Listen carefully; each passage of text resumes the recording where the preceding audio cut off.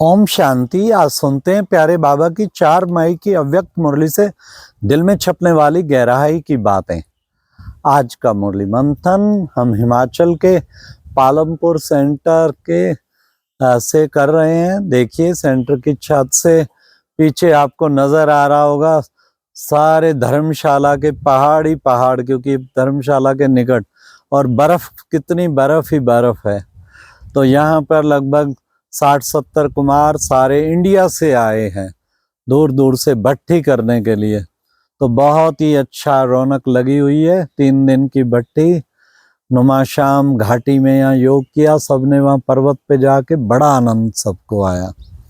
आज की मुरली में बाबा ने कहा, आज भाग्य विधाता बाप बच्चों के मस्तक में श्रेष्ठ भाग्य की रेखा देख रहे हैं।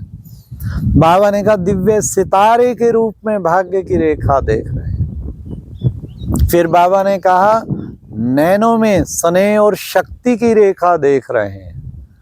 और मुख में बाबा ने कहा मधुर वाणी की रेखा देख रहे हैं।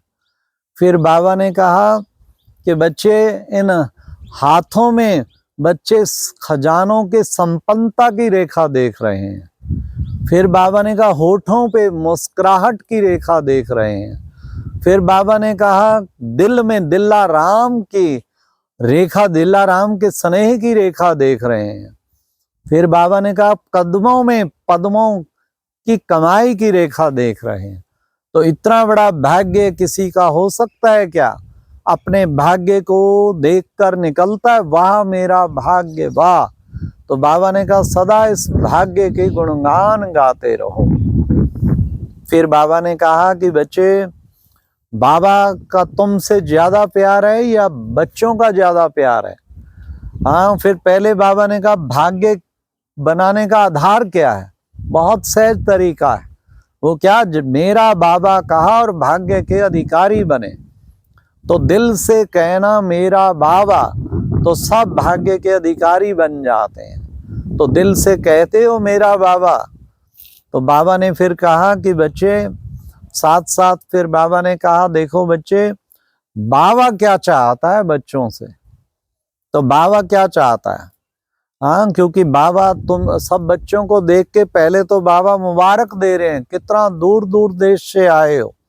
बाबा ने कहा आप ज्यादा दूर से आए हो या बाबा ज्यादा दूर से आया? हाँ, कहाँ से दूर कहाँ से आए हो? अमेरिका, अमेरिका परम धाम के आगे क्या है? बाबा तो परम धाम से आए हैं। फिर बाबा ने कहा दूरंदेशी परम धाम वासी बाबा, जब तुम चाहते हो बच्चे कहते हैं बाबा, और बाबा हाजिर हो जाता है। फिर बाबा ने कहा बाबा क्या चाहता है? बाबा चाहता है बच्चों से स्वराज्य अधिकारी बने। स्वराज्य अधिकारी, स्वयं का स्वयं पर राज प्राप्त है, स्वयं की सर्व कर्मेंद्रियों पे राज प्राप्त कर लिया है। बाबा ने कहा सभी कर्मेंद्रियों पे राज प्राप्त हो, तब कहेंगे स्वराज्य अधिकारी। स्वराज्य अधिकारी के स्थूल और सूक्ष्म सब कर्मेंद्रियां उसके अधीन हो, तब कहेंगे स्वराज्य अधिकारी। तो ऐसे स्वराज्य अधिकारी बने हो। वे बाबा ने कहा मन बुद्धि को जहां चाहें, जितना समय चाहें, जहां टिकाना चाहें टिक जाएं। ये है वास्तविक स्वराज्य। मन को जहां चाहें, मन बुद्धि जहां टिकाना चाहें तो टिक जाए, तब कहेंगे स्वराज्य प्राप्त कर लिया है। तो ऐसे स्वराज्य अधिकारी बाबा ने कहा बने हो। फिर बाबा ने कहा कि बच्चे, बाबा सबसे मुख्य, बाबा ने आज कहा, आज बाबा के पास नए नए बच्चे आए हैं। उन नए बच्चों को बाबा क्या कहता है? बाबा कहता है last so fast so first. बच्चे ड्रामा में रखा हुआ है, हाँ भले नए हैं लेकिन last so fast so first का वरदान यूज करके फर्स्ट भी आ सकते हैं। कोई कोई निकलेंगे भी, बाबा ने कह दिया कोई कोई लास्ट वाले भी निकलेंगे जो बहुत फास्ट जाएंगे। आज बाबा के सामने वीआईपी भी आए हुए हैं देश और विदेश के। तो बाबा ने कहा मैं महान नहीं हूं, महान हो, महान बनकर आए और महान बनाने जा रहे हो।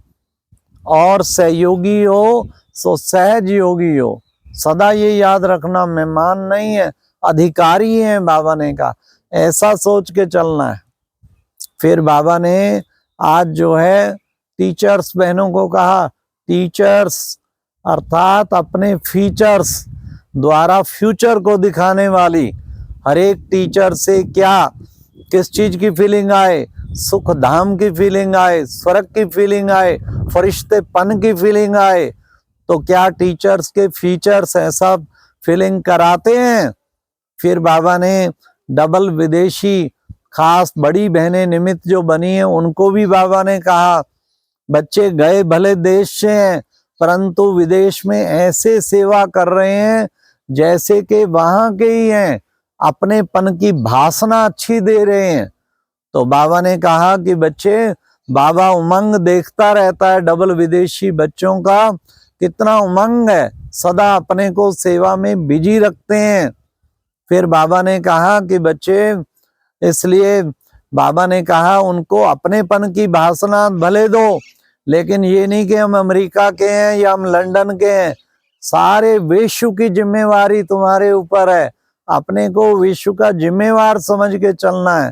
तो ये बाबा ने आज टीचर्स को भी बड़े प्यार से और डबल विदेशी को भी बाबा ने एड्रेस किया कि हम ऐसा बने। फिर बाबा ने पर्सनल मुलाकात में भी कहा, हैप्पी और होली बने हो, कौन क्या कहलाते हो, होली और हैप्पी हंस।